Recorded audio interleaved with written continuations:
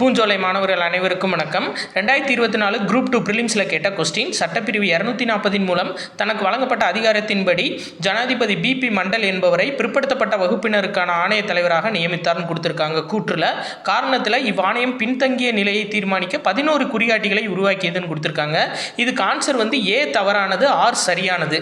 இதில் எதில் இருந்து கேட்டிருக்காங்க அப்படின்னா 11th புக்கில் சமூக நீதி அப்படின்ற லெசனில் இருந்து இங்கே பார்த்தீங்க அப்படின்னா பிற்படுத்தப்பட்டோர் ஆணையம் இதிலிருந்து கேட்டிருக்காங்க.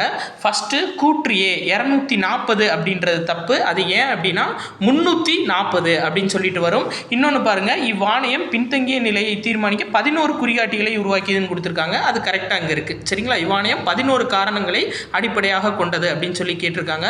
ஸோ இது சார்ந்து வேற என்ன கேட்கலாம் அப்படின்னா, ஃபர்ஸ்ட் முதல் ஆணையம் பிற்படுத்தப்பட்டவருக்கு எது அப்படின்னா காகா கலேல்கர் ஆணையம். மண்டல ஆணையத்தோட செயலர் யாரு அப்படின்னா எஸ்.எஸ். கில்.